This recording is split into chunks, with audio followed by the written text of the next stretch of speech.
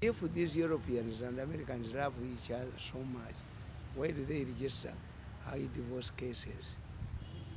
Yes.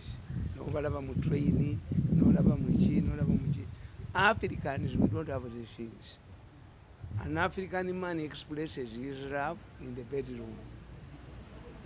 Kadulubalo abakuze abazukulu gye babeera muwanika yatereka ssente kabejje ye mupya yakyali ye mugole. So but you see these people used to have gardens nga buli mukazi ayina ennimiro ye lwanaafumba emmere agitemawa. This is why they took advantage of the extended family nti bajjanga ewaka ne bawa cheap labor. True. Ne kakati omuntu ajja e Kampala n'abeera ewa munne cheap labor kijowaamu. You are an additional burden.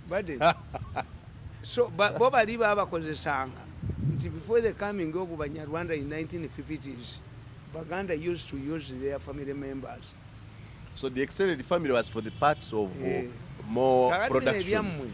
Olwo olunaku lwa Valentine Sematimba yali popularizing. It was solely publicized by Sematimba. Era abantu batandika okudirecognizinga mu biseera bya Sematimba. Kakati the problem is an African setting and an African woman. For what we know, nti mukazi wo ogenda naye ku mbaga oba ku mikolo. If ewaabwe wabayo embaga particular one, I have to go. Era omukazi yanobanga ku lunaku olukolo oba Christmas abatafunye engoye mpya basoma kiro n'omukazi ng'anoba. Kakati today there are many functions. Wafuna olunaku olugoye ng'omwana wagraduating. Nofuna olugoye nga banjula. Nofuna kumbaga. Yes. N'emikolo mingi kati balina ewaffe eryo n'ebibiina simanyi biniigiina byonna bigabangula. This is why nze mbagamba nti ekibiina kya Kasiita nze nali wensi mu State House ate mwanangira bagundi Amelia bamutwala mu trade. Nagamba Amelia nti mudonatinge abaana abasoma economics 10 mubatwale mu Kasiita. Batereze Kasiita? Yes, because the traditional marketing way has gone. True. Nti gwe bw'oba olowooza nti abantu banaalya amatooke ku Christmas gagenda kusala. Why? It is no abaana baffe baagala bikomando. Abaana tebaagala matooke. Bali mu makuroni. Bali mu makuroni. Christmas. Abamuleka nebya Christmas tobabuulira. Kakati gwe teekawo enkoko. Baagala pizza kyekyenjawulo. Teekawo enkoko. Enkoko giseere nga the cheapest gundi gy'osobola okulya nkoko. Naye Museveni baamulinnyisa ennyonyi ne bamutwala e Malaysia. Nga kampuni gye bamugamba nti yegenda okugula UCB bagiyita Westman Asia erina banks. Ne bantu kyaba abakaba abagumu abakalu naye ng'agenda okugula banka ye Moyi bagiyita Western Lands era ye yagigula. Kabaka yagendayo n'amugamba nti mulimu ebyapa by'Abaganda bingi bwe bagigula mba nfudde. Moyi yali ayagala nnyo mute.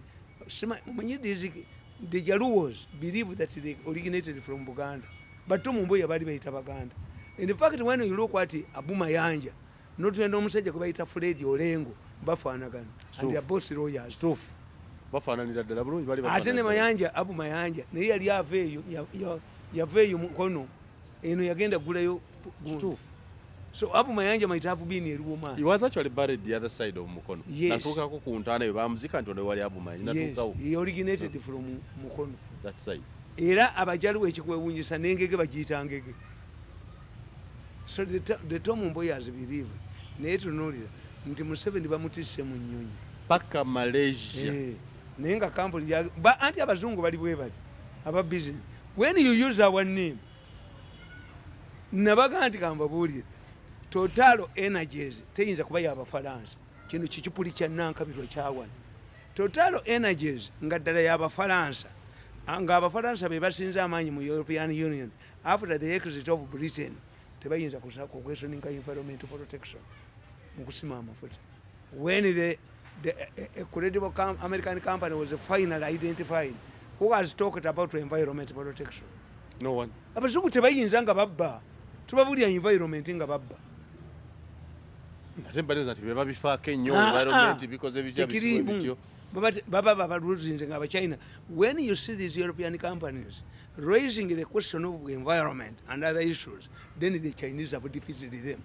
Oh, corruption in Europe means we have lost the deal.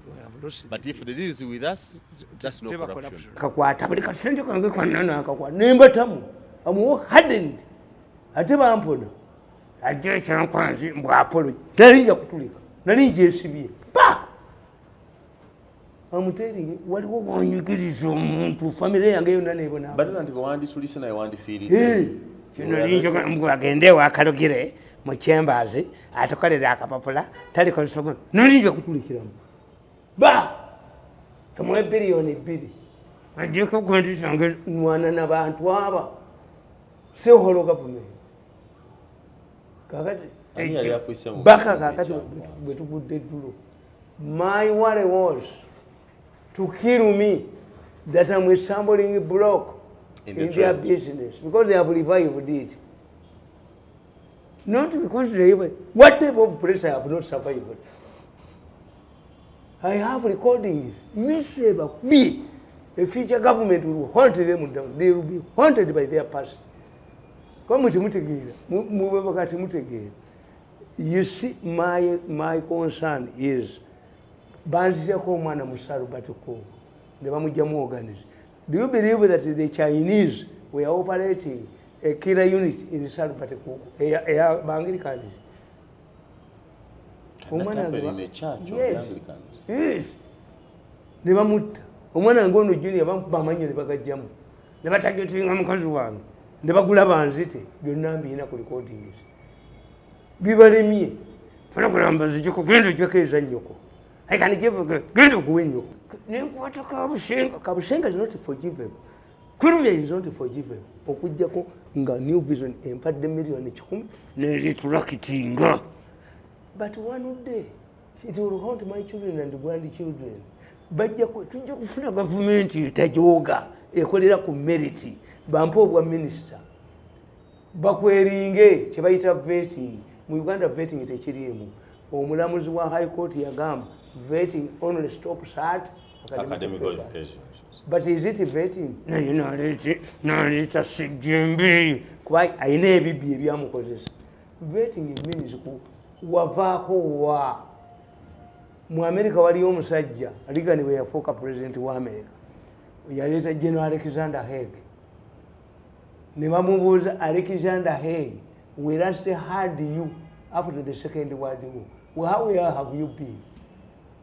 But the drug traffic, that's vetting. Character.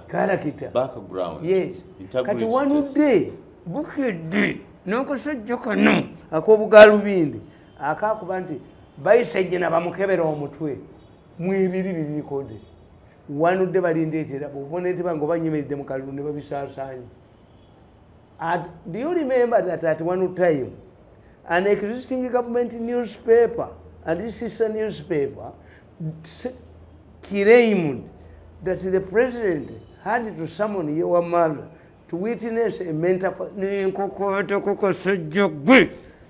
permanent death. No,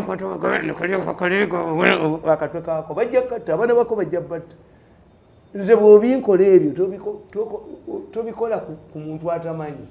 Everything ituduka nkubuulire emyaka 10 have I survived. I'm surviving on goodwill and my relatives. I've stayed the longest. I think I still mugagganyi. Mbadde speaker ng'ompa deputy prime minister. Nti n'ejjoogo lyange n'alokasi yange ngenda naye obugenzeka. Kuba nkimanyi this is not the last government.